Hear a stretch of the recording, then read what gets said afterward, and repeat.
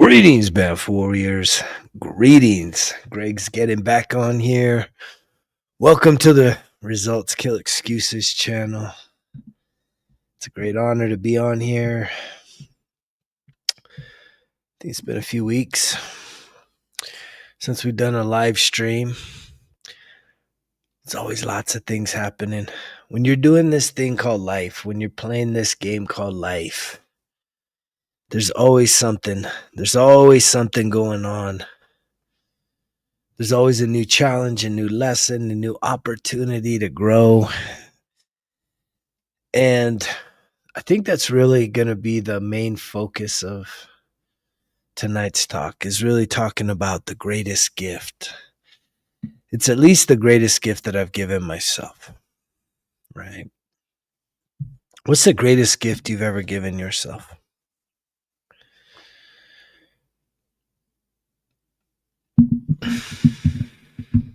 Is it some new shoes? Is it a vacation? What's the greatest gift you've ever given yourself? What's the greatest gift you've ever given to someone else? That's an interesting thought, don't you think? What's the greatest gift you've ever given to someone else? I love the idea of giving gifts. Sometimes I love the idea of being a gift. And if you think of yourself as being a gift to the world, that you're a gift, that you have a potential to give something to this world, something so incredible, that's a beautiful thought, right? A lot of times I think we think that it's like, again, if you start thinking of yourself as a gift, sometimes we can think about it like it's shallow, narcissistic, egomaniac. And it wasn't until I hit rock bottom 14 years ago that I really started to think about making some major changes in my life. And if I look back, I think one of the greatest gifts that I've ever given myself was, I'll go over a few. I think sobriety was probably one of the greatest gifts that I gave myself.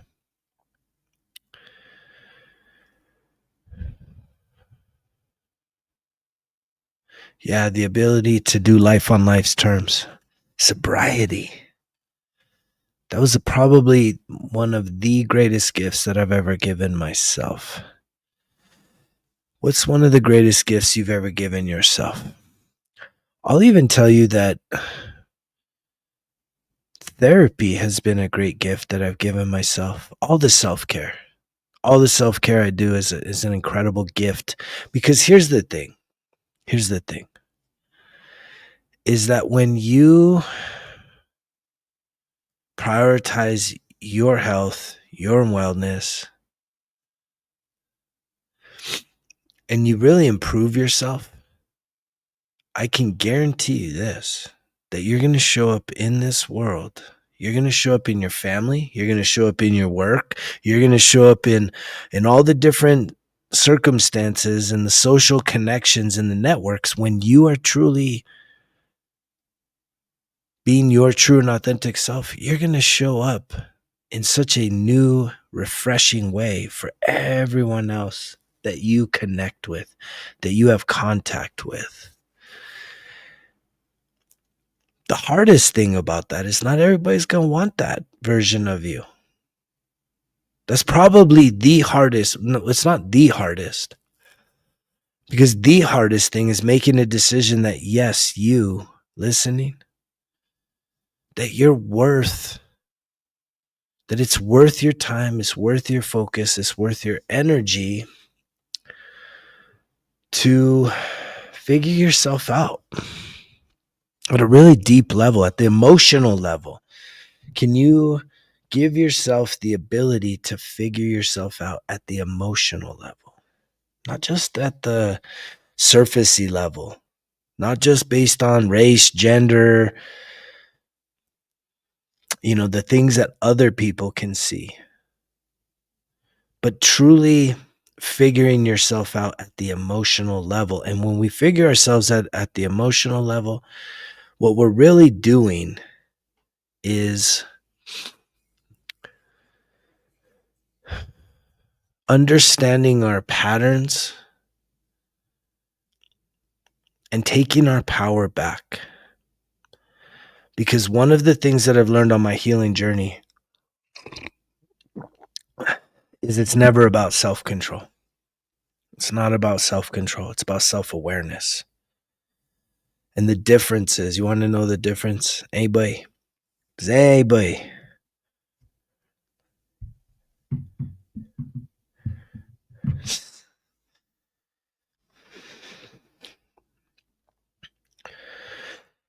Have you ever... Thank you for all the comments coming through tonight. It's all over the place, right? Because again, that's the thing. We're all looking for something. And I spent a lot of years looking for things. I looked outside of myself before I realized that the real journey, the real results, the real healing, and the real opportunity for me to become the best version of myself was to go inward, to figure out the inside of myself, which was the emotional, the subconscious. And I know that we think, this dude over here, Trevor, if it's all about Jesus for you, it's all about Jesus for you, bro. That's what you signed up for. You signed up for the Religious 101 program for your journey in this life. And Jesus is going to give you double high fives when you get to the end of your life. And then he's going to tell you, but guess what? There's more. There's more. There's so much more. And that's what a lot of people that are caught up in the religion, y'all don't want to hear that. And that's cool. You don't have to hear it because we're all on different timelines. We're all undergoing different curriculum. What do I even mean by curriculum? Right? I have a teaching background. I still work in higher ed. It depends on what you think heaven is, bro. You define heaven. What do you think heaven is? If you think there's heaven, you also think there's hell. That means that you got to do a bunch of things. And if you don't do the things, then you burn forever and ever. It doesn't work that way. I do not believe that anymore. And I know the Bible. I know the Bible inside and out, inside and out. And there's mystery to it. But there's some certain things that I realize when it comes to this experience called life, right? There's a lot of people right now on this planet. Let's just say everyone. Everyone on this planet is suffering to one degree or another. And what the kind of suffering we're talking about, I have faith in the eternal. I don't have faith that Jesus is here to save, was here to save me. I think Jesus is the example. And he says he's the example. He says that you will do greater things than I. He doesn't say worship me. He says do greater things. And he did some pretty incredible things. Jesus was a mystic. A lot of people don't want to go there though.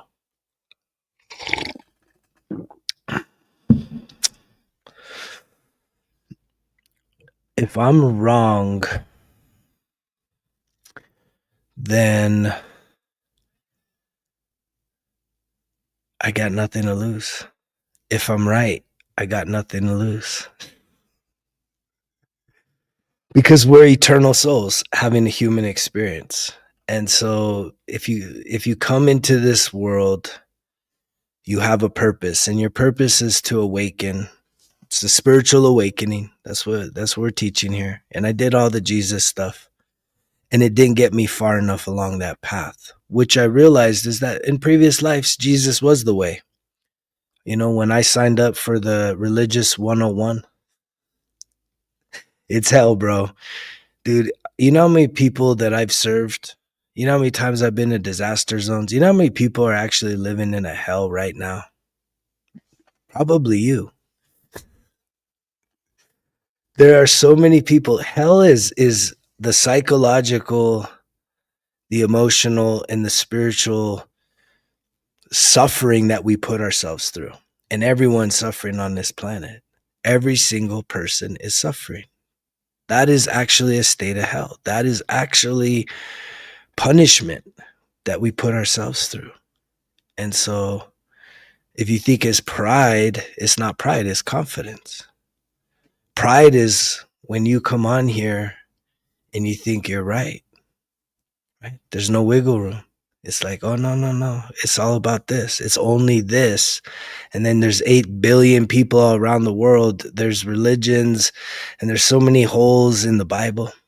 You want to know what really got me? I'll entertain your conversation for a moment.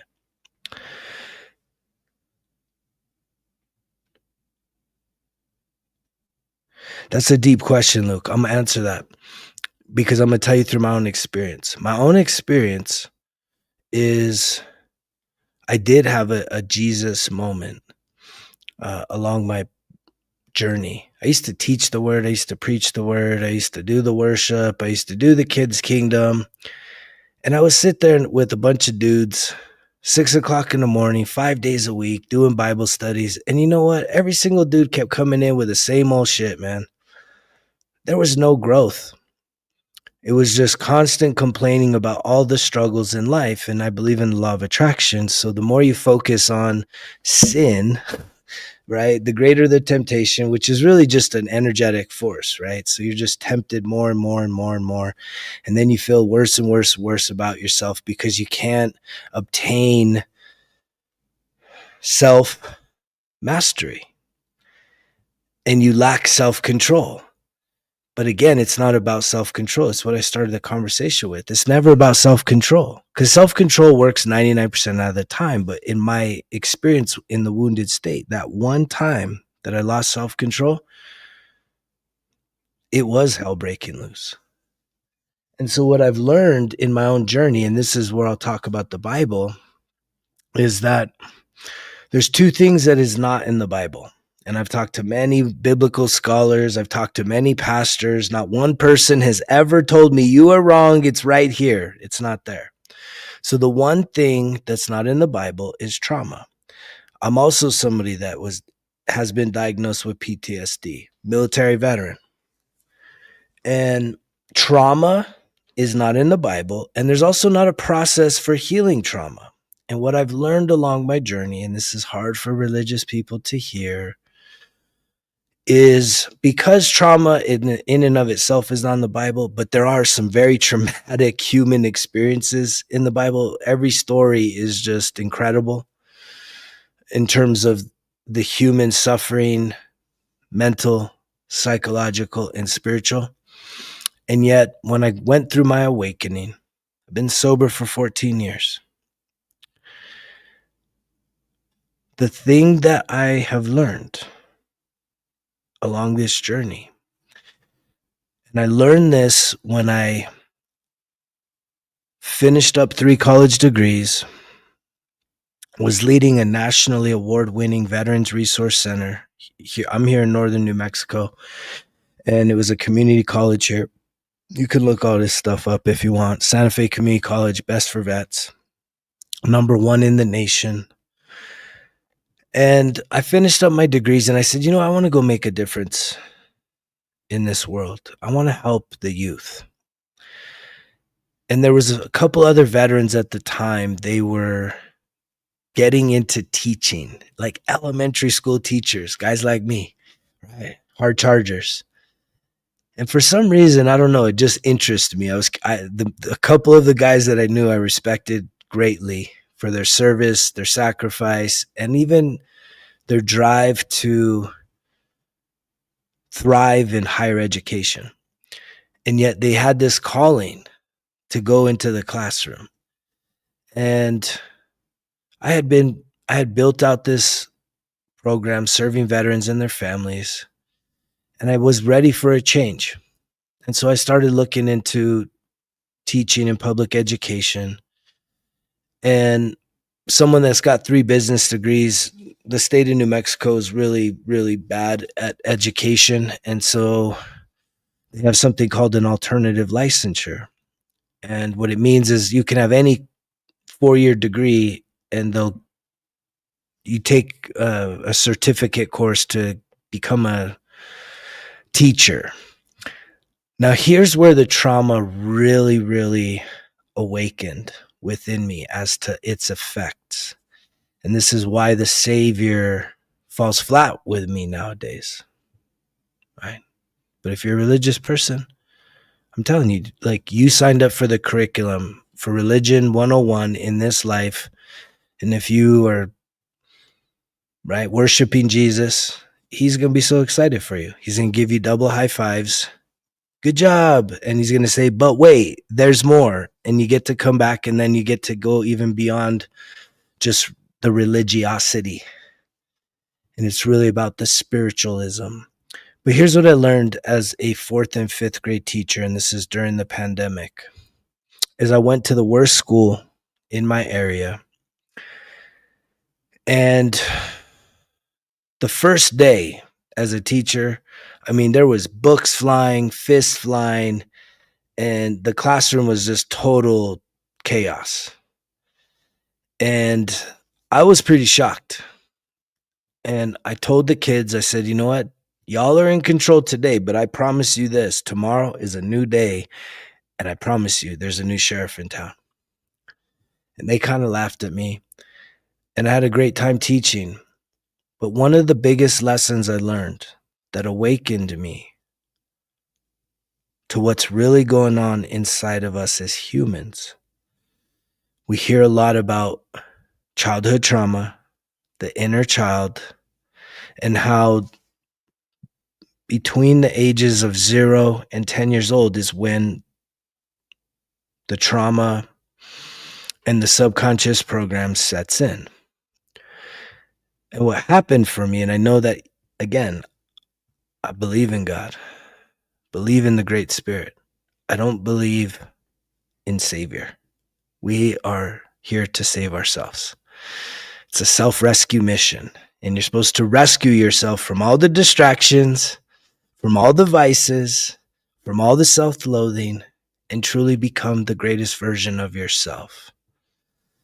But here's what I saw as a teacher in what was called a trauma-informed school, is we started getting all this training about how to facilitate and support early childhood trauma, real-time trauma in children.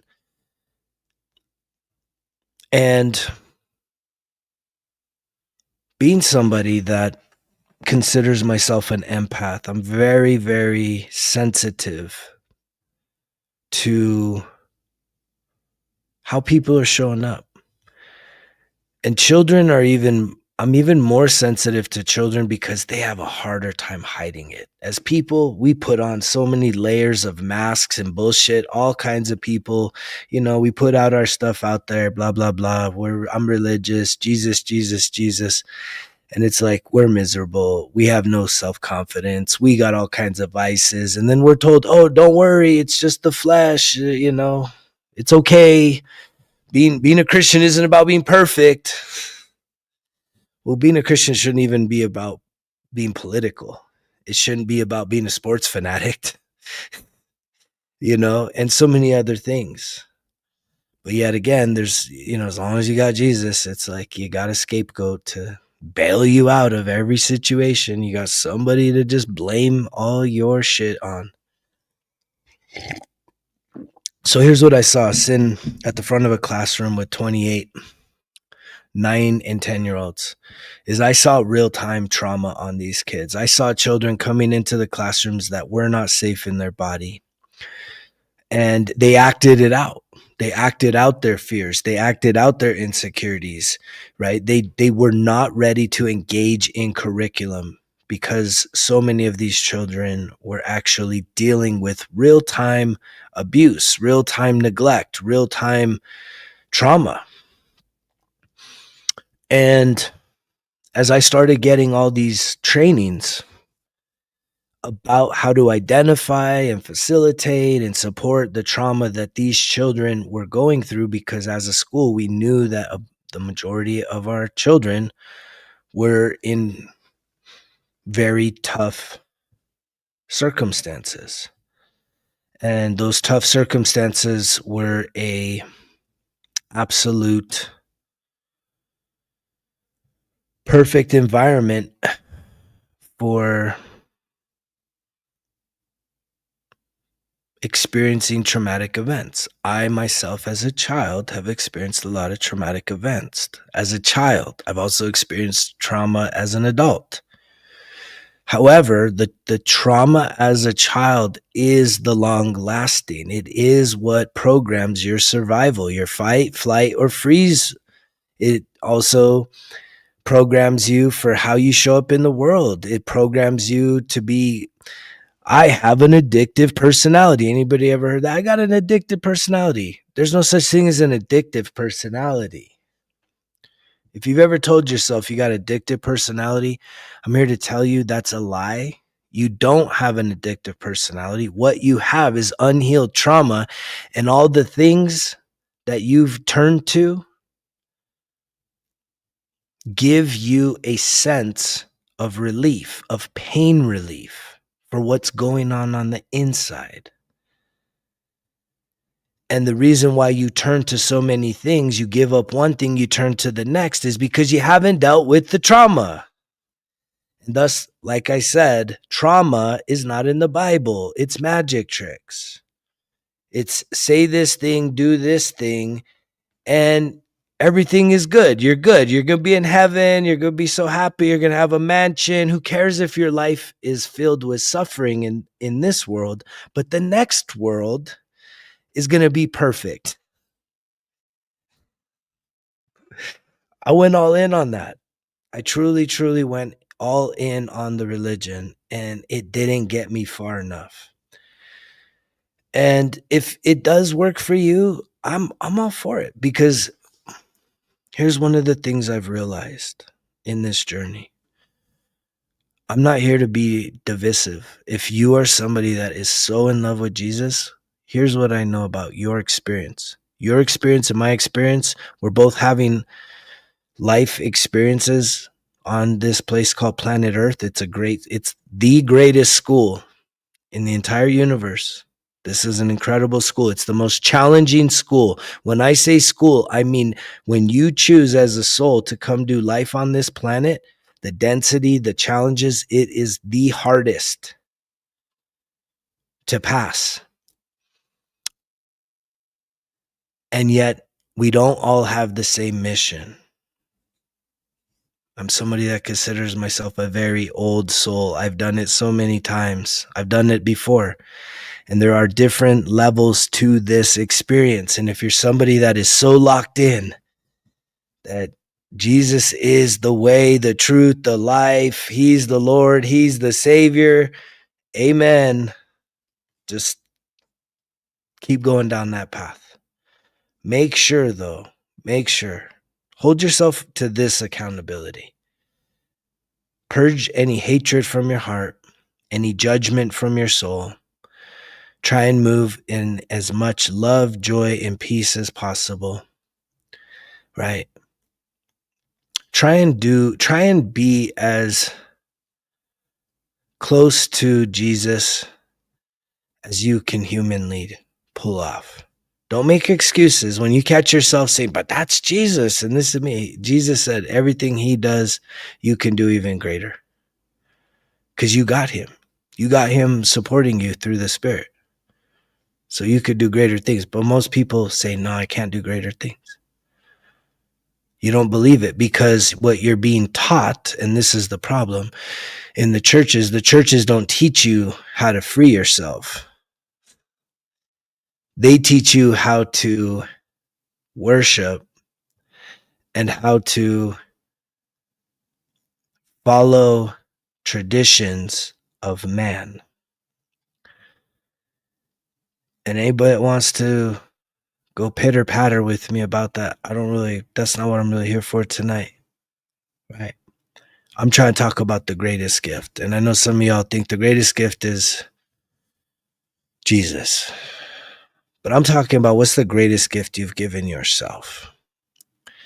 And I'm not talking about material things. Even though you could celebrate, if you got yourself something really nice, that's awesome. Good for you. You should get yourself nice things. You deserve nice things. But don't make life about the nice things. If the only reason why you get the nice things is so other people will notice you, and other people will be like, oh, I love your this, I love your that, but it's not you, well, then that's insecurity, right? That's needing external validation. That's not believing in yourself. And what I have done on this journey is to give myself what I consider the greatest gift. Gifts, many gifts. I've given myself many gifts in the past 14 years. Many, many, many, many gifts. Right? One of the gifts I've given myself is a relentless spirit to keep going. Even though I found different things that said, hey, just do this and then you're good. You don't got to keep doing the healing work. You don't got to keep going deeper and trying to figure yourself out at the deepest level of your emotional state of being. You don't got to figure out all that. You just say this prayer, you just dunk in the water, right? Say Jesus is Lord, and you're good, man. You got eternal life, brother. You're good to go. I'm like, but okay. But why do I feel so miserable still? Why am I still so confrontational? Why, if I'm honest with myself, I'm still angry.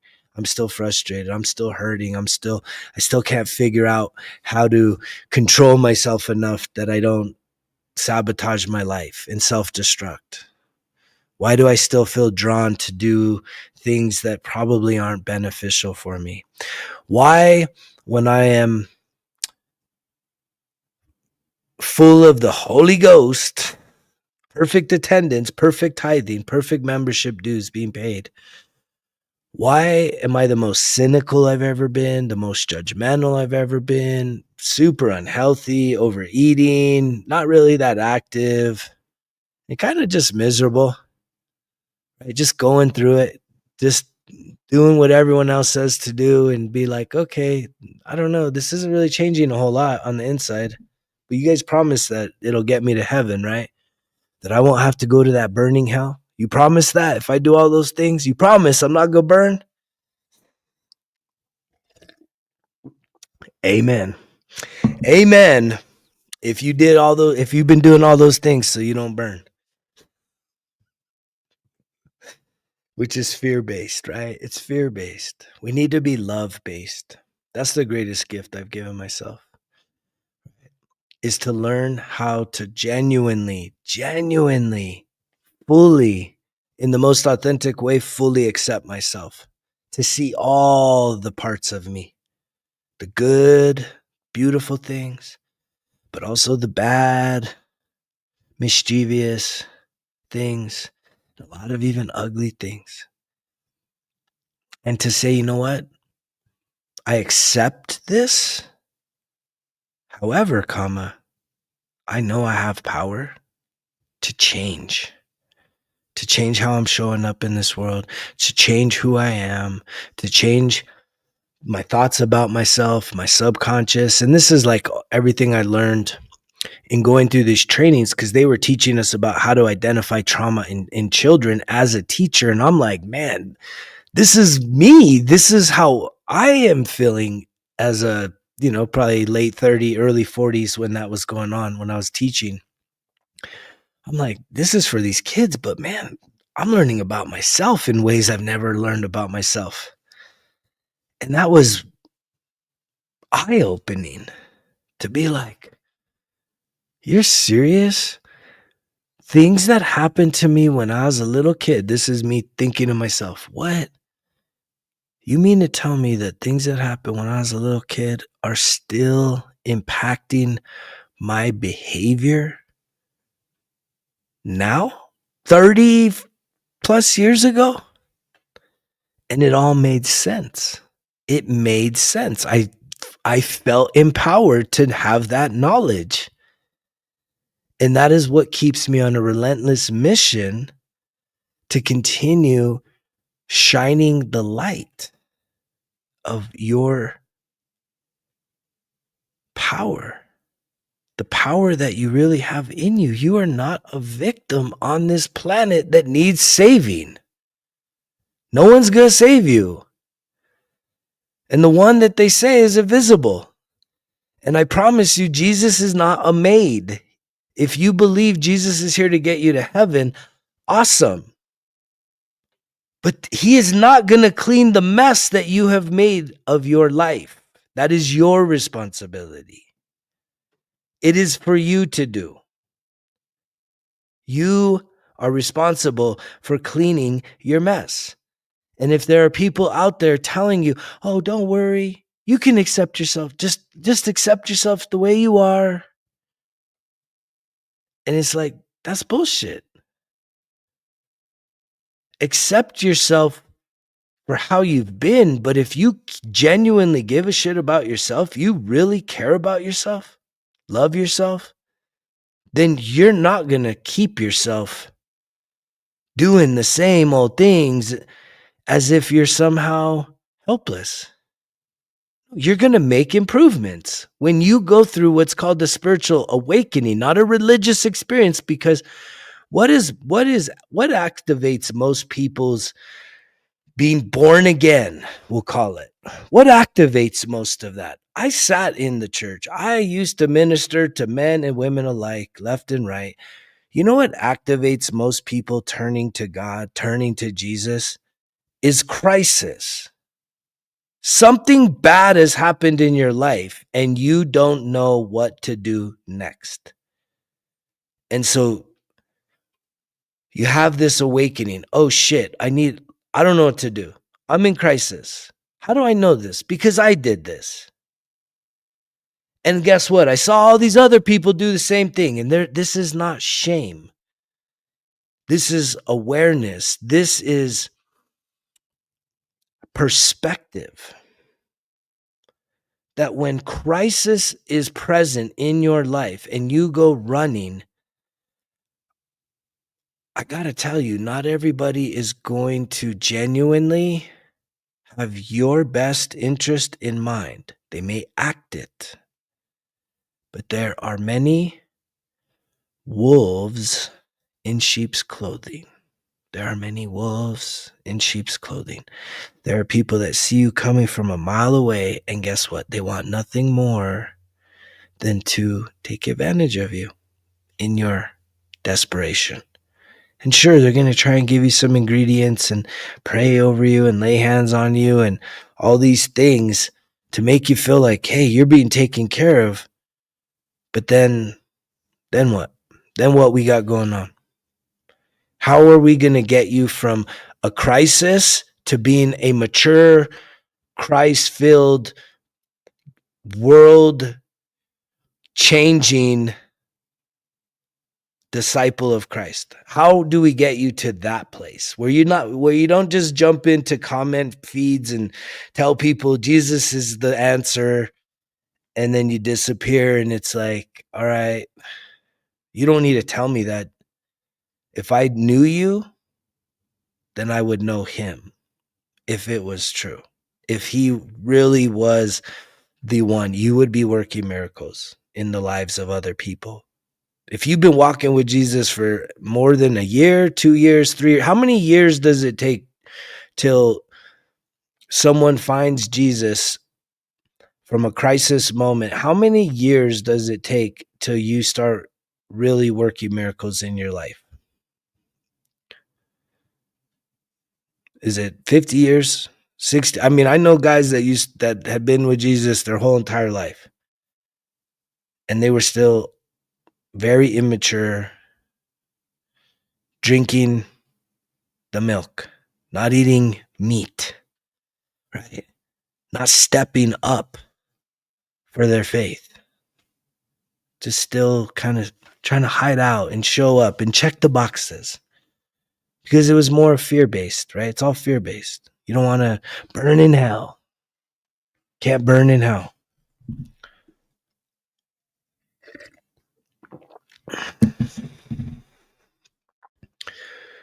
I'm sure some of you are like, man, this guy, does he love Jesus or hate Jesus?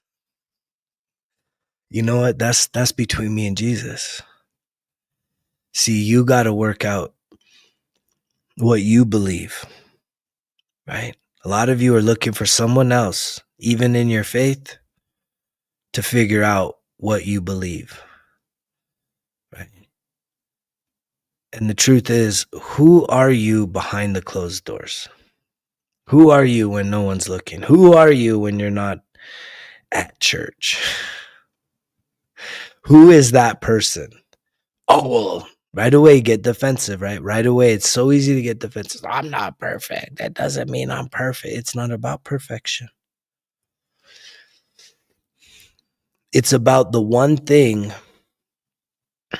that I set out for when I hit my rock bottom. And guess what? I turned to Jesus. I hit that rock bottom 14 years ago. And I called up my buddy. I was like, man, my life is ruined. I'm so done. I was so broken. I was broken.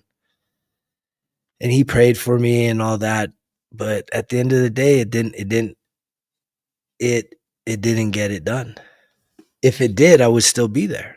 See, that's the thing, is I kept showing up with a sincere heart. I kept knocking on doors, trying to create unity within the community of Christians, right? I would go check out this church and that church. I'd go to all the different churches in my community, and guess what? The leaders hated that. They're like, you're not loyal, man. Why are you going to that team? Why are you going to go? Why are you hanging out with them? Why'd you miss our church service? You're not, like, it was so sad, man. How territorial, and it's like it literally, like, a lot of the churches, it reminds me of a reflection of like our sports cultures. My team, this is my team. And it's like, what?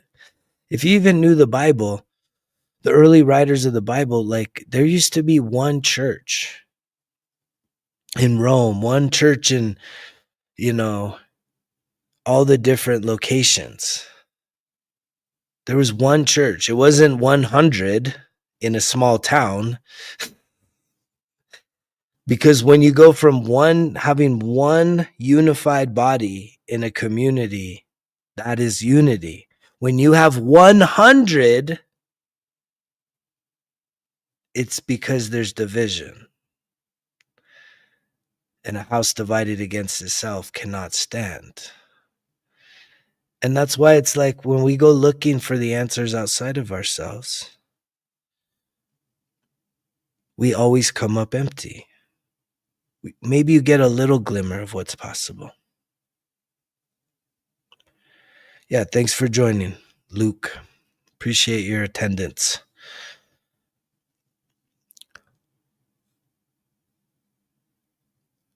And I know that this type of conversation makes most of y'all very uncomfortable. It makes a lot of people uncomfortable. Ever since I stopped attending church, how many years has it been? Probably 20. I remember I went once in 2020. The last time I went, the last church service I went to, it was during the pandemic, Christmas of 2020. So 6 years.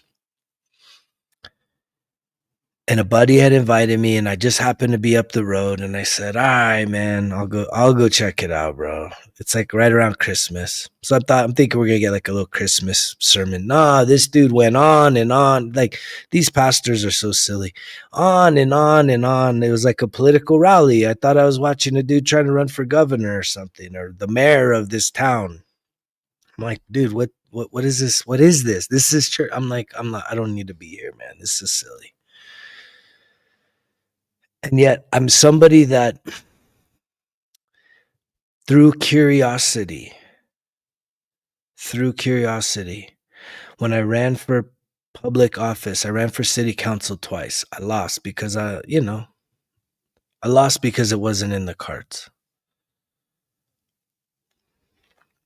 But a part of what I did was I made an effort, because I was going to be representing a whole community. I said, well, I identify as a Christian back then, and I want to go visit all the churches in my community. There was over 100 in this tiny little community.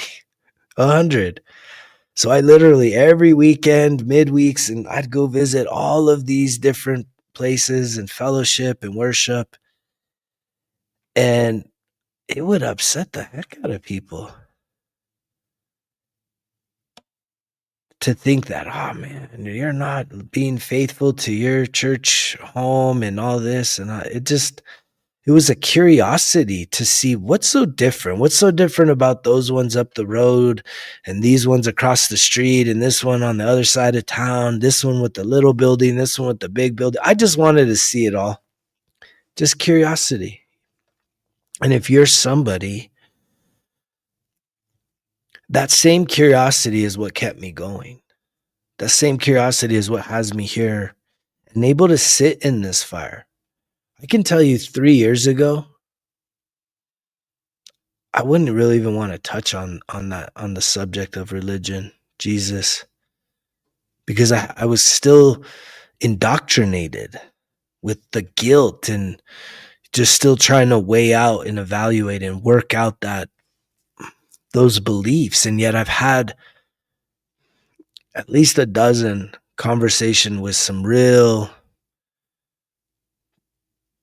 faithful, loyal, long-serving Christian types from different leadership, elders type positions. And I've had these conversations and not one person has said, you don't know what you're talking about. Because again, the word trauma is not in the Bible and there's not a process for healing the subconscious trauma. And that's what had me when I literally just felt misaligned. I felt like I was the guy asking too many questions within the church groups. And I felt like most people didn't like that. They're like, man, don't ask so many questions. Quit asking those types of questions. Just, where's your faith, brother? Where's your faith? Take it back to the basics. Do you believe Jesus is Lord? Do you believe he died for your sins? Just stay there, bro. Don't be asking these other mysteries of this,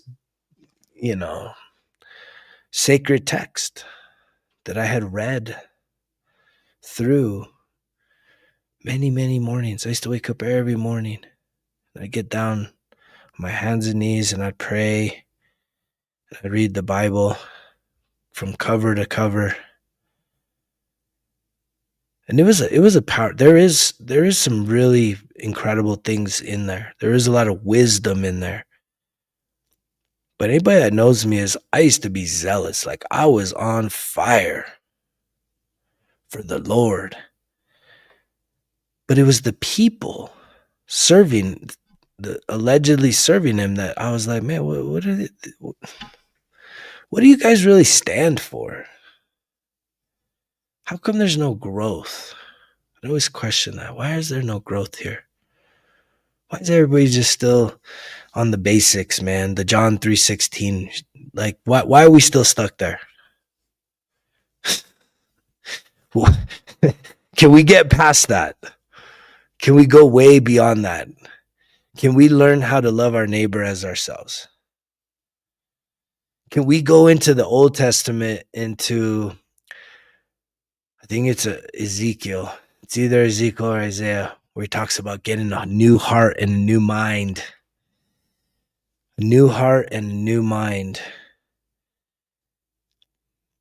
And that's like that emotional journey I've been on, to heal the emotions, because that's you're your own worst enemy. You don't need the devil. You're your own worst enemy.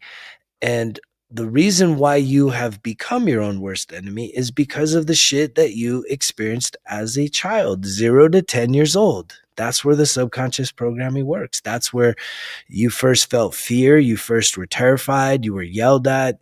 And even if it wasn't you, even if someone wasn't harming you, but in the house you lived in as a child, you feel the energy of what's going on 3 rooms down the hallway. And if there's friction and fighting and tension and anger and insecurity and fear, you absorb all of that energy. And that's how you show up in this world. That is how you are showing up. And that was the one thing. Like when I hit my rock bottom, I went crawling to Jesus. It sounded like the logical, it sounded like the right move. And it lasted for a while.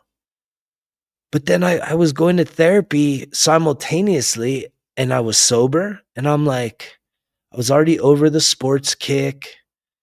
And I just kept sitting with myself and examining myself. And I couldn't figure out, man, how much do I have to read this Bible? Or how many prayers do I have to do? Or how many sermons do I have to teach? Or how many kids do I have to take care of? Or how many worship songs do I need to listen to? Or how much K-Love do I need to cruise around with? And it's just like, and I was still angry. I was still not able. I was still confrontational. I'd be sitting there arguing with my spouse, blah, blah, blah, blah, blah, blah, blah, blah. And then we get to church and then, all right, we're here. All right, kids, get out of the car. All right. How you doing, brother? Doing great, brother. How are you, brother? Amen, brother. Love you, brother. Love you too, brother. It's like, fuck. Right. Just hot under the neck, having fought with my now ex-wife for, the entire morning, headed out there. And just put on the face, man. Put on the face. And then the few times I didn't put the face on, I'd go to somebody, an elder or somebody. Hey, man, we got some shit going on right now.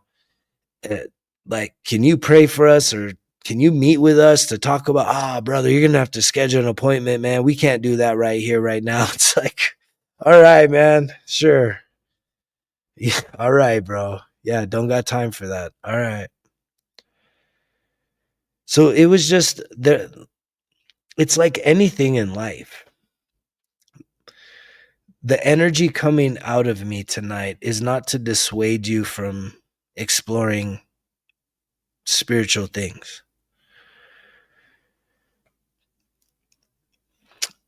The energy coming from me is to share with you that I was once so curious, because I didn't grow up religious. I grew up agnostic. My mom was a hippie. I remember when I was like 18 years old, I was in the Navy. I was serving with the Marines as a medic, and we were getting deployed to the Middle East, with the threat of seeing combat. And I went to the chaplain, right? And I'm like, hey, chaplain, I had a question. And he's like, yeah, what's up, doc? And I was like, man, if we go to war and I die, and I've never been baptized, will I go to hell? I asked him that question, right? Just like a little kid, right? Just innocent, just super innocent, man. Just like pure-hearted curiosity, right? Just, sort of the threat of like, man, I could die. I'm here. I'm in the military. We doing this thing. I could die. And what happens? Asking that question of our mortality. And he's like, what? You ain't never been baptized? I'm like, nah. He's like, oh, that's no big deal. He's like, come here. And he reaches in his pocket. He gets out this little oil and he does a little do, and says a little prayer over me. And he says, he basically just, do you believe in Jesus? Just repeat after me, right? Repeat this, say this. And he's like, there you go, man. You're baptized. And I'm like, that's it. He's like, yeah, that's it. He's all, there's one more thing. It's funny. He's like, there's one more thing. And I was like, what is it? And he's like, well, I do service 6 days a week on ship. And because I baptize you, I need your help during the service. And I said, all right. And so he recruited me and one of my homies to be the altar boys. And the funny thing about the chaplain on ship was the chaplain was the only one that had access to alcohol other than like the CO. They had it locked in just in case we were out to sea for an extended period of time. They'd give you a beer day basically. And so what would happen is me and my buddy, we started going to the church service every day, and we would help him administer the communion, and then it was real wine. And so he would let us kick back and like polish off the bottle of wine. So I was like, wow, man, yeah, this religious thing, man, gosh, being saved is great, man. I was all nervous, not sure if I would die, go to hell. And now here I am helping the chaplain, and me and my buddy here are the only two guys getting to drink alcohol on ship. This is great. It's a funny world out there. That's why I say it's the doctrine of men. Religion has become the doctrine of man. Religion, most of the boxes. Right. Even Jesus, he always said, go do things. Go minister to people. He always went places. Right. It wasn't about a big building and fancy lights and bands and all the dudes, mostly dudes that really suck at jokes, trying to act like they're getting their 15 minutes of stage time, and it's like, man, this is not entertaining. Right. Just preach the word, bro. What are you trying to tell us here? And I apply that to myself, is that I had that curiosity. I've always had that curiosity in this life, and obviously many others. But the curiosity was to be like, there was a select group of people in the Bible that I was always interested in. And a lot of pastors that knew me, they would always say, man, you're like the Bereans. There was the Bereans. And the thing about the Bereans, you can look this up, is that they received the word with enthusiasm. And enthusiasm means God-filled. But they didn't take you at your word. Right? They were too curious that they had to cross-examine. They had to do their own research, their own fact-finding, their own deep diving discovery as to if what you were saying is true. Most people nowadays, if you walk in the if you drive to the building and it says, whatever, there's so many funny names nowadays, all the brands, I think you just assume that you're going to be spiritually fed. And I'm just here to tell you that that's not the case. That's not always the case. There's a dude out there, he gets eviscerated, but he created a documentary. It's called The Business of Religion. And it's just like, man, there's a lot of shady shit going on in that industry. Self-proclaimed dudes preaching Jesus. What's interesting is even the Bible talks about that. The disciples came to Jesus once and they were like complaining because some dude was basically being like a modern day pastor, right? He was like faking the healing work to try and build an audience. And Jesus said, just let him alone, right? Just let him alone. He always turned the cheek. Most of us, we don't even turn the cheek. We're so politicized. We're so focused on social issues and teams. I mean, even some of you that are hardcore into the religion, man, I see you cheering for your fucking teams 1,000 times more than I've ever seen you cheering or worshiping or pouring out your heart, man, for the gospel. And it's just, hear you crying online about your team and this and that and the game. And it's just like, it's silly. It's silly.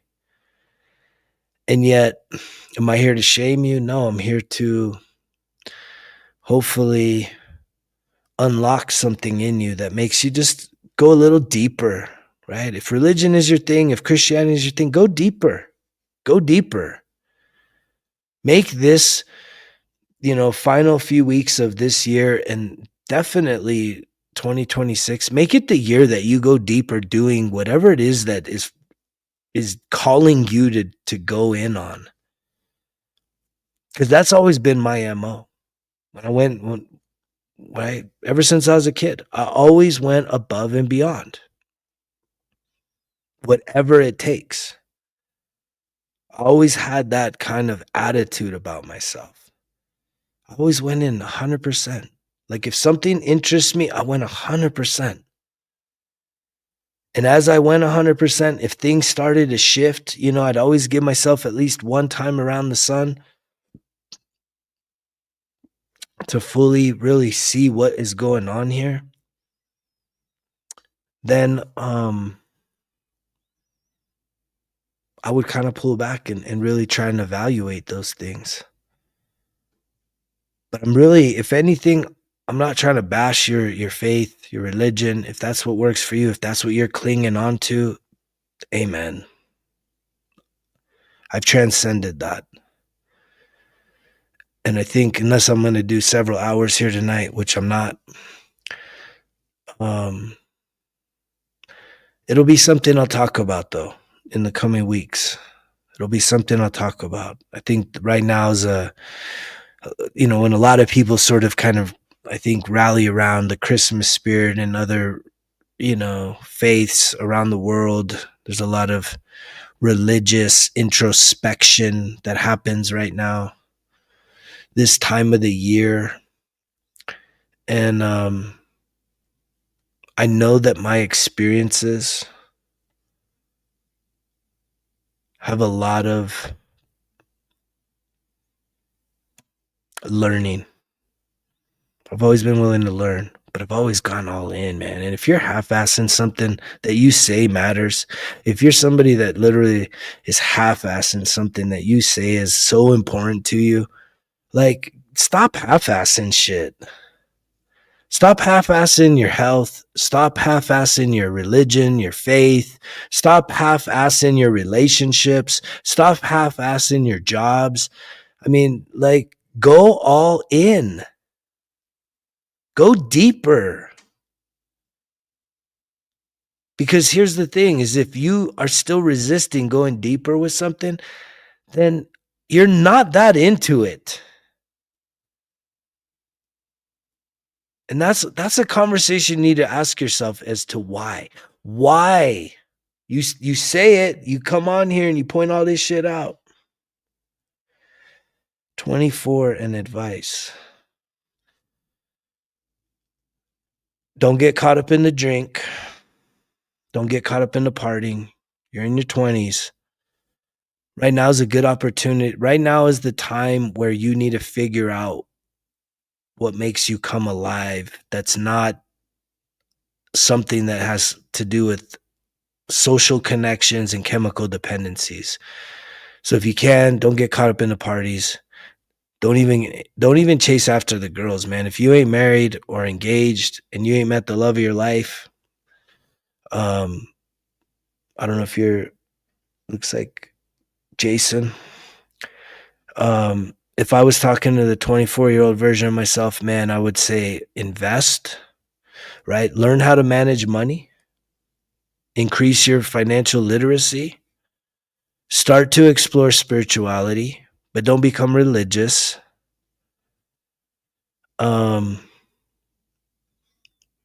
Maintain your health. Make sure that you create a system for your life that health and wellness is a part of your life for the rest of your life.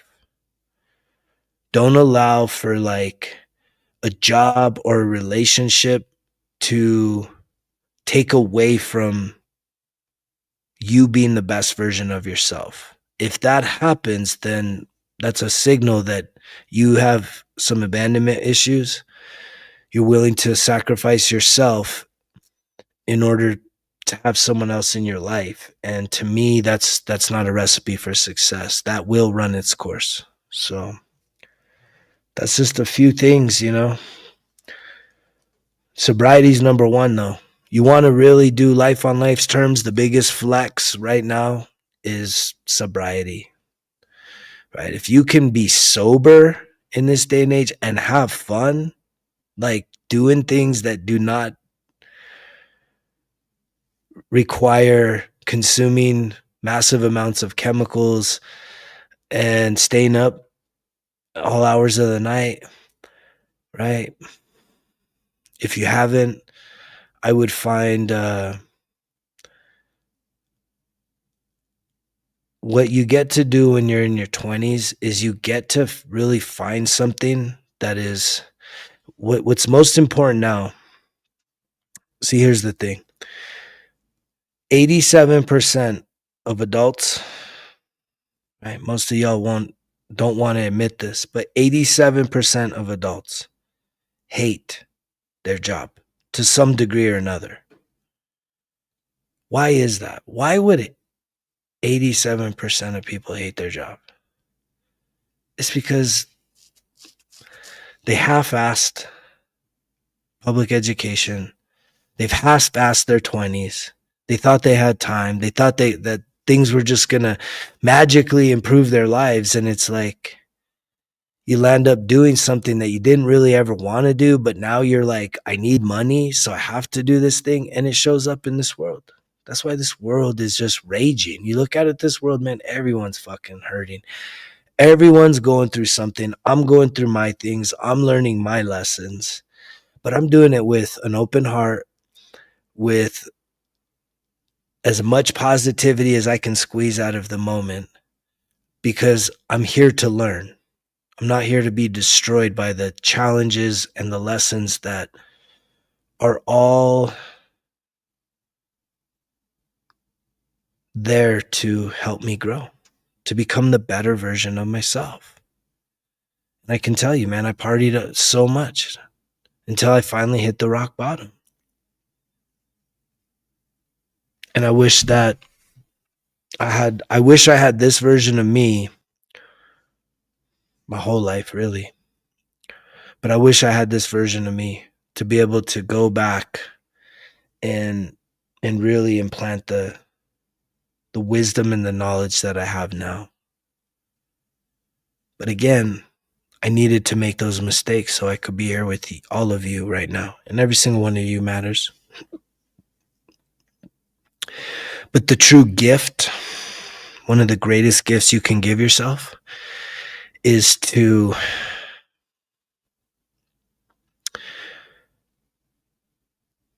realize that there is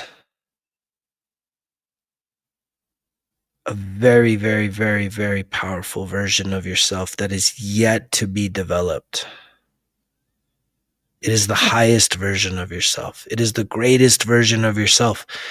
And no one can stop this from happening if you choose to develop this with intention, to become the best version of yourself. And that's one of the greatest gifts you could give yourself, is to become the man or woman that you never had in your life that you always needed. And most people, that's how they feel. Some people, hey man, if you had parents that were cool, that had your back, that supported you, that sacrificed for you, those are beautiful. That's pretty awesome. I didn't have that. But here's the other thing, is I know there's something I just said that is very unhealthy. If you had parents that sacrificed themselves for you, that's the example they gave you. And there's never an equation that says sacrifice yourself for the betterment of someone else. And by sacrifice, it's a very fine line. It's like when you see parents, when you see, my peers, right? Like all the unks out there, men in their 40s that are fat, that are overweight, carrying around, big bellies, big old flabby titties. And they can't even run a 100-yard dash without coughing up a lung. But they're like, I'm the greatest provider on planet Earth. And it's like, yeah, man, but look at the example that you're giving your kids. You're giving your kids the example that health, wellness, staying active for life does not matter. And to me, I see that. I'm like, no, I want my life to be the example, because here's the thing. I had somebody ask this, because I've had people in my life struggle with addictions after me. And I've had people say, like, just, what are you going to do? What are you going to do? What are you going to do about this and that? And I'm like, you know what?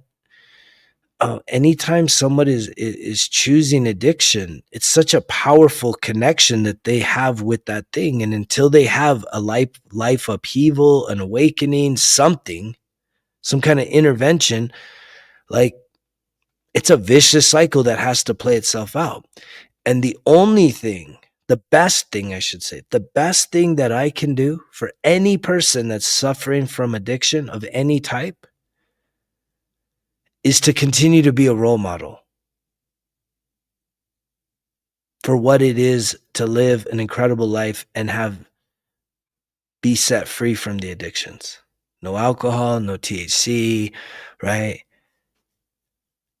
Especially the chemicals, but there's so many addictions out there. I'm still dialing down the addictions from sugar and food and, I don't do the sports really. Social media can still find its way there. Negative thinking can still try and show up, right? There's so many different addictions, but the way that most people want to approach when someone else is dealing with the problem, when here's how most people want to help is, you got problems, but when somebody else in your life shows up with their problems, you put all the focus on their problems. Why? Because you don't have, if you fix their problems, you feel like you're doing a good service, but you ain't taking care of your own. And again, that's like,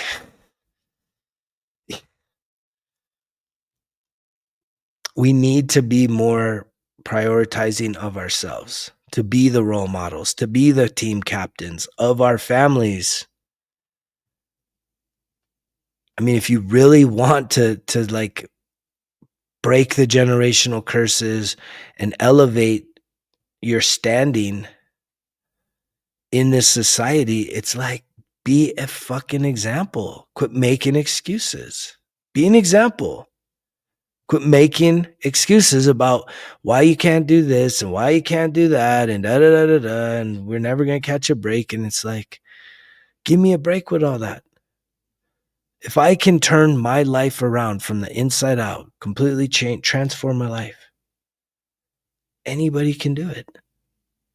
And together we can, the more people that actually start buying into the fact that, wait, the greatest purpose that you could have on this planet is to become the best version of yourself, right? Not to cheer on. I mean, some of y'all have clocked in probably 2 more full-time jobs worth of sports in the past 3 or 4 months. And you just write that time off. It's like, in the last 3 or 4 months, you could have almost have mastered a whole new skill that could deliver some incredible results in your personal life. But instead, you're just sitting there fucking distracted.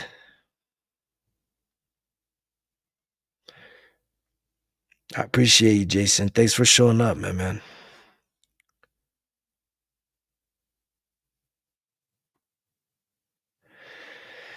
Dude, the way you help other people heal is by healing yourself, man.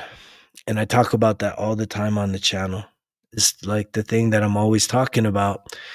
And one of the hardest things, especially at your age, and even people my age, I mean, I'm 47, and I still experience this now, is that the more that I have healed, the farther on this journey I have gone. When people have told me all along the way, hey man, aren't you good? Isn't this far enough? When are you going to be good? When are you going to be done? And I just always felt drawn and pulled to just keep going further, especially when I feel the fire of, these old patterns trying to come up and grab power back from me, like put me back into a mold, limiting beliefs. The thing that I've realized, bro, is that when it comes to friends and families and loved ones, man, when you start healing, bro, initially you make a life change. People will say they support you, but if you really shift who you are, it's like alcohol is a great one, right?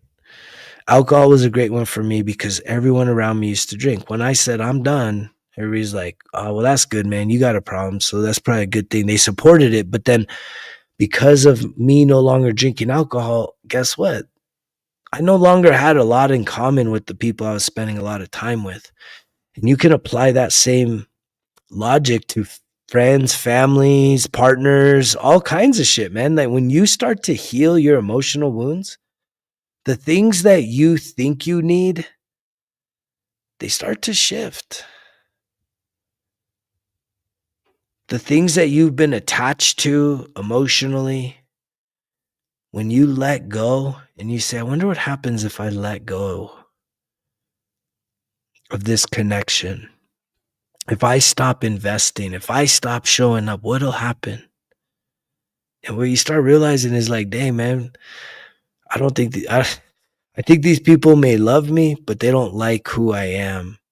And it's all vibrational.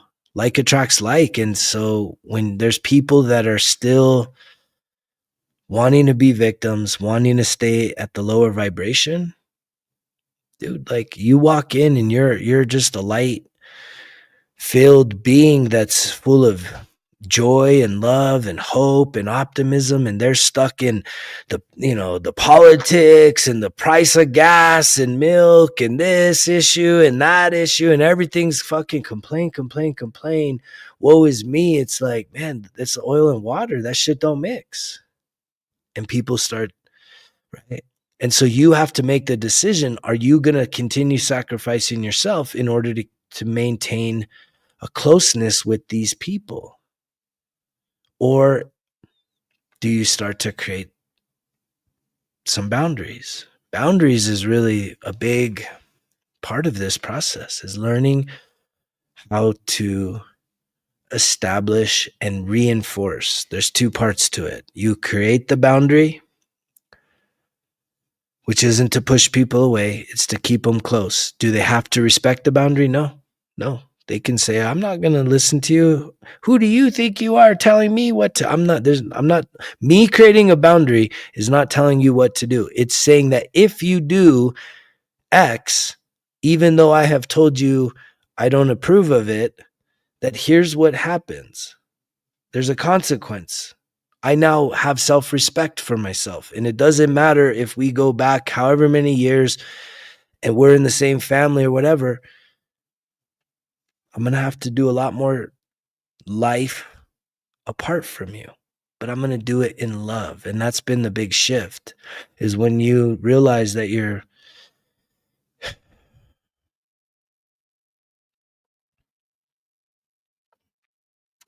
it's hard to say. I'm so hesitant to use the term outgrowing people, but that's kind of what it is. People that are wanting to stay stuck and stay miserable, they're just not ready yet. I have optimism that we're all going to have an awakening at some point. Maybe not everyone this life, but at some point along your soul's journey, it'll all click the way it is for me right now. But it's never my responsibility to try and change you or to try and convince you that what I'm saying is true. That what I'm saying can actually benefit your experience on this planet. That you have all the power. You have all the power you need right there with you right now. You want to make changes, you can make them right now. And it starts with your attitude. It starts with the mind.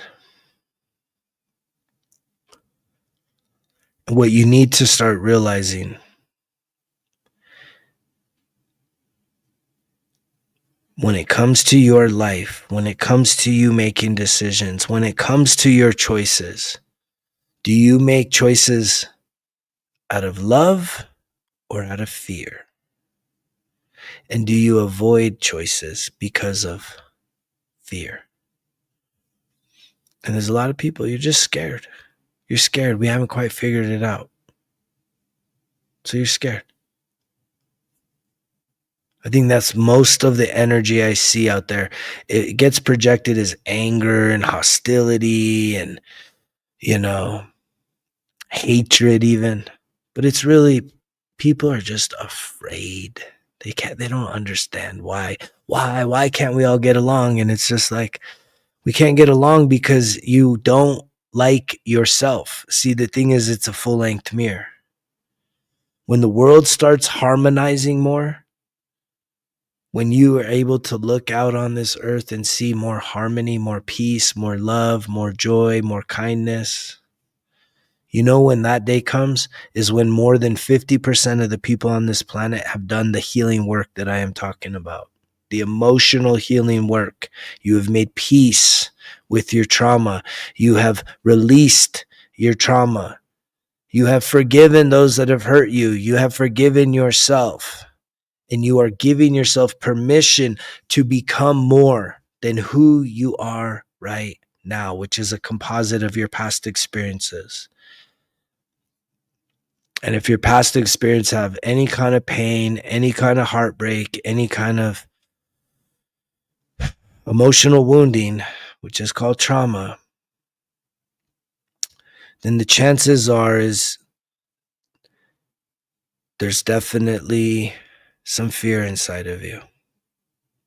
There's some sorrow, there's some grief, there's some apathy.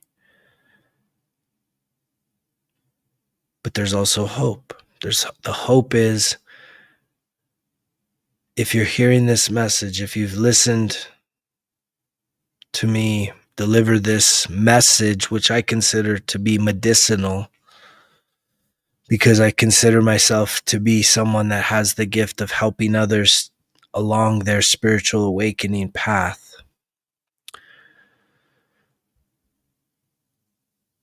then you're in a good place. But I have asked you, wherever you're at, to start going deeper, doing more, going deeper within, looking at your days, looking at your weeks, looking at your months and saying, I want to invest more time meditating, more time reflecting, more time in therapy, more time in self-care practices, more time cooking healthy meals, more time in nature. I want to spend more time outside. I want to spend more time in community that doesn't require drinking or smoking or gossiping or small talking about bullshit, things that really don't matter. I want to be around people that are alive, that are awake, that are really enjoying life on life's terms, that really wake up every day. And it may not be easy, there may be challenges, but there's a spark in their eye. There's hope. You can feel the hope. You can feel the sense of optimism, that no matter what, they're optimistic. And if you're here listening to this message, guess what? I believe that's in you too. Yeah, I believe that 100%. Addiction is not the problem. We're the problem. I knew I had to learn it the hard way, right? I was the problem. Alcohol was never the problem. I was the problem. And even to call ourselves the problem, I mean, it's kind of harsh. I teach a lot that we shouldn't be so critical on ourselves. We got to be direct. We got to be freaking brutally honest with ourselves. But it's also starting to back off of that inner critic and being a lot more of the inner coach, to get really honest with yourself that, yeah, it's the addiction is not the problem. The root of all addiction is unhealed emotional wounds, which is trauma. And guess where that all comes from? Childhood. It's all from childhood. You may be upset about a fight with somebody or a disagreement, or you may be stressing about a financial situation or the holidays or just something that's happening in your life right now. But how you are dealing with that.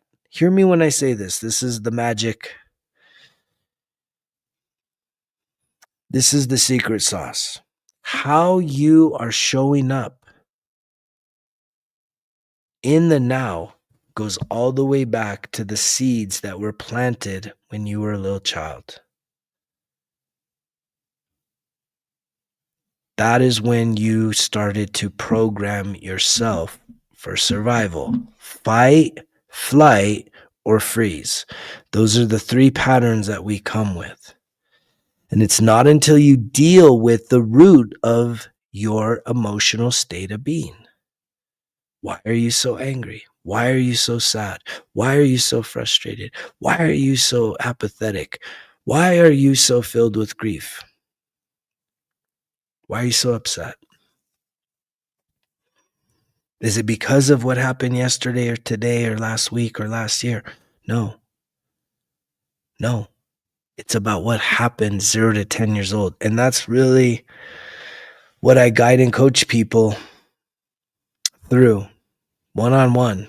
If you're interested in hiring a coach, you're wanting to make that investment, start the next year, having full accountability so that you can actually make next year your best year, at least the one where you really start to gain some traction, Greg, Greg at resultskillexcuses.com.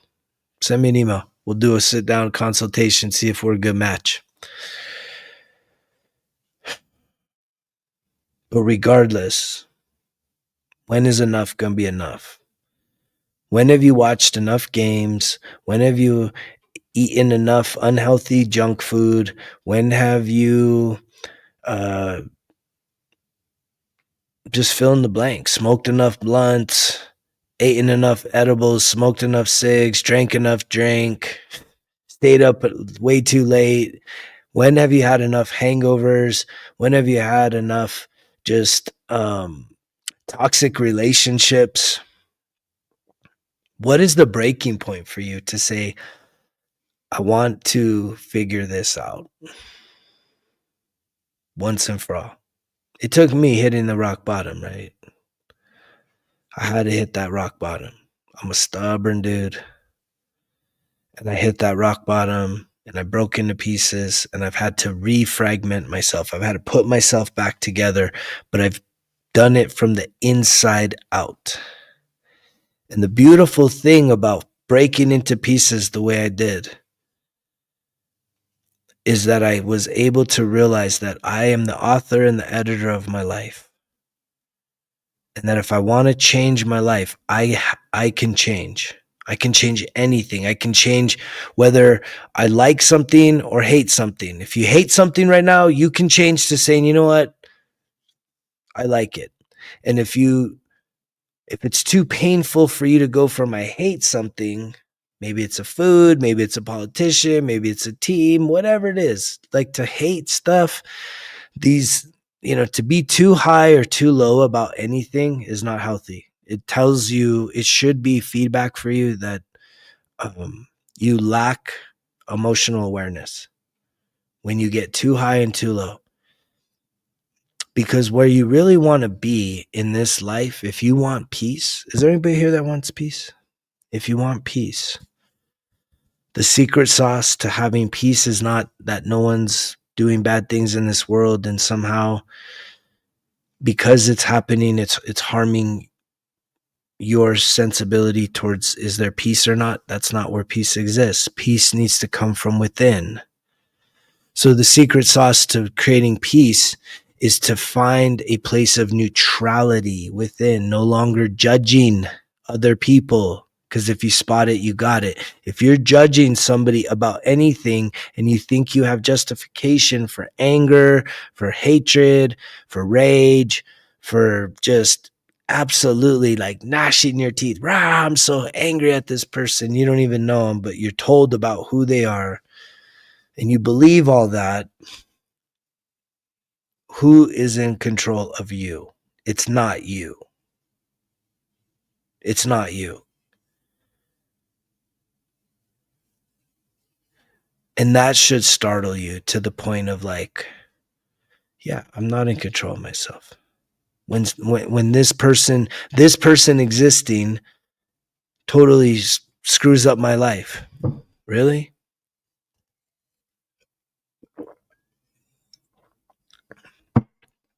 Are you just using that as an excuse? Because you know that it would take a lot of consistent and transformative energy for you to change your life. and it can be done, but it feels harder. It's difficult. It's challenging. And it's so much more easier to just jump on the bandwagon and hate and be frustrated and sad and angry and a victim of everything that's going on outside of you that you have no control over. We have totally forgotten who the fuck we are. You are so powerful. Everybody I'm talking to right now, you need to realize that there is power inside of you that is infinite. Like there's nothing you cannot accomplish if it's in your heart and you believe in yourself. You can do it. It may not turn out exactly what you're imagining because you're in a state of progress right now. When you hear this and you start down this journey, it's hard to see too far down the tunnel. Like we get a vision. You can have a vision. You have some ideas of who you can be. And some of us, we have these visions about what the potential of our life is.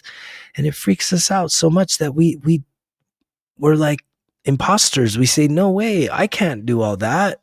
How? Because that's the problem. We ask that question. We say, how can I do it? And the thing is, I'm here to tell you, you don't have to answer that question before you start. What you need to do is have enough inspiration, motivation, and discipline mixed with some consistency to just start. To start down the path of making some changes in your life. And again, you could do it peacefully. You can make a choice right here, right now to say, I'm going to make some changes in my life. I'm going to start making some real positive changes. Not this is my year. No, this is right here, right now.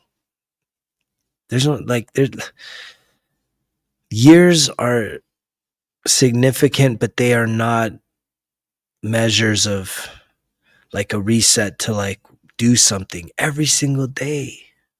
The greatest gift is life. The greatest gift that you have is life. Are you doing life or is life doing you? Are you in charge of your life or is someone else in charge of you? Are you the star of your life or are you an extra in someone else's movie? Because the greatest gift would be for you to step out from behind the curtain, from out of the shadows, and do what I did 14 years ago. You know what I did? I made a decision. I'm done with alcohol.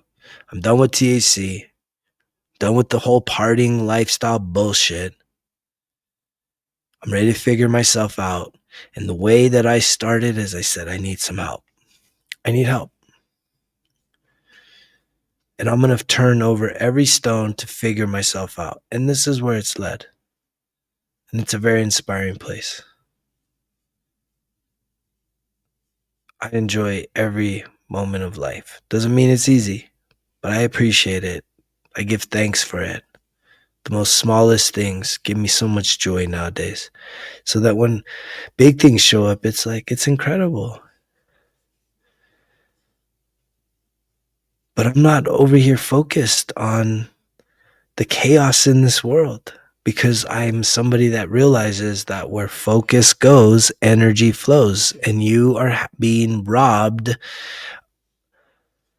of your energy.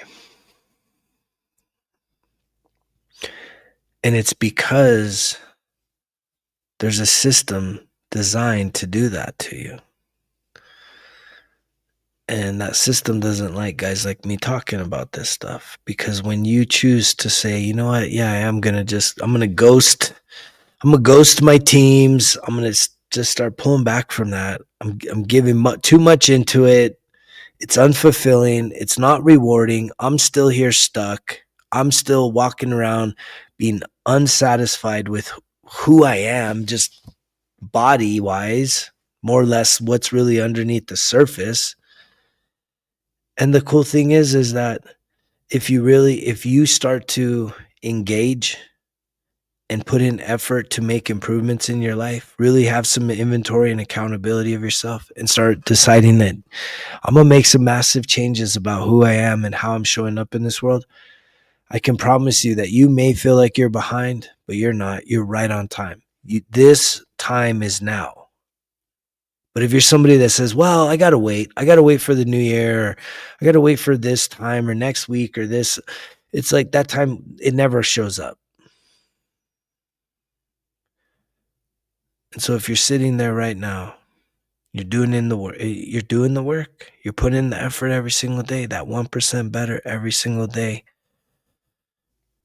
I'm proud of you. Keep going. See how far you can go. Challenge yourself to see how far you can go.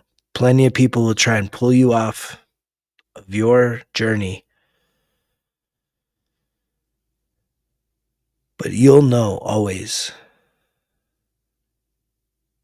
if it's time to ease up or if it's time to just keep going, staying locked in. Because the vision becomes clearer and clearer and clearer along this path.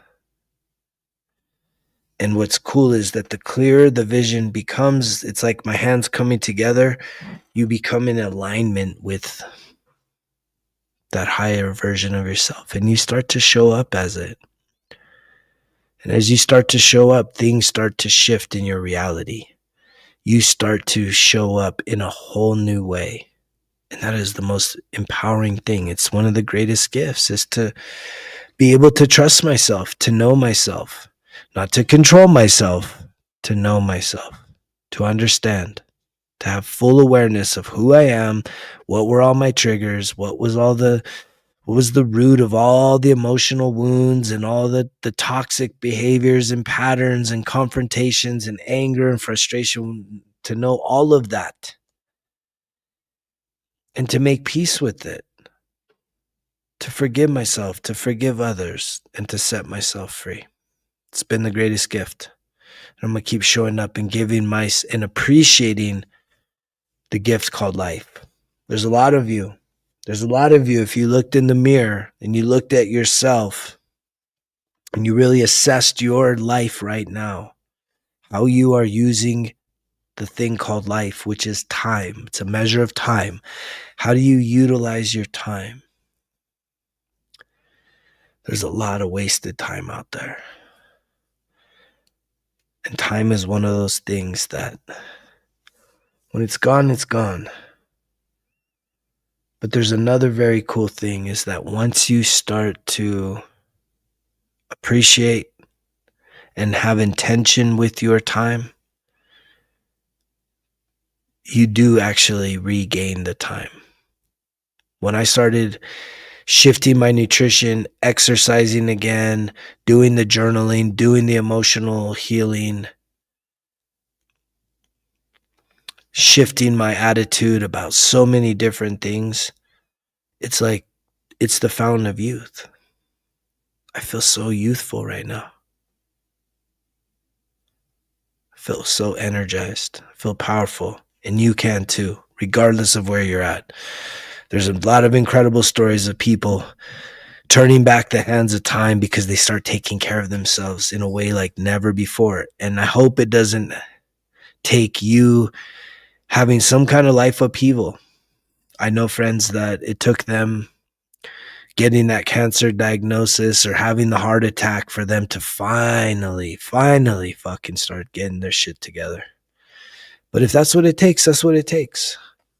Because again, you're listening to somebody that always had an attitude, whatever it takes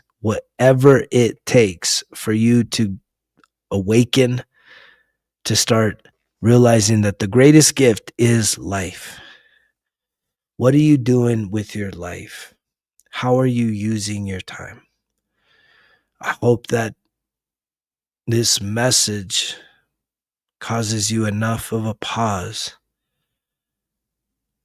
to realize that now is the time. Go deeper. Whatever it is that floats your boat, but something that actually is purpose driven, something that feels like it's the reason for living, not just watching sports, not just eating food, not just complaining about politics. There's got to be another purpose for why you're here on this planet. And I believe our number one purpose, not our only, our number one purpose is for us to become the greatest version of ourselves. You becoming the greatest version helps me. Me becoming the greatest version helps someone else. And the more people that do it, it's like if the earth was dark and every person that started to heal their emotional wounds, it's like a light bulb goes off.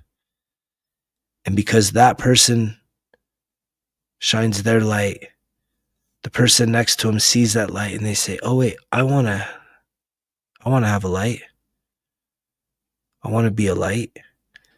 And then so they start doing the work, and then their light bulb goes off, and the next, and the next, and the next, and the next, and the next. That is how we shift this planet. You cannot change anything outside of you. Your responsibility is to change everything on the inside that needs to be changed. And most of us need total overhauls, complete overhauls. There are so many things that we need to unlearn in this reality. There are a lot of things you believe right now that do not benefit you and aren't even true.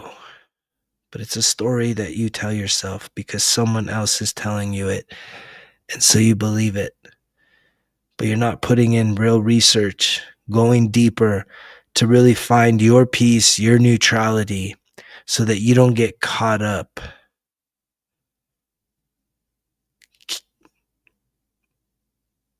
carrying the issues of somebody else.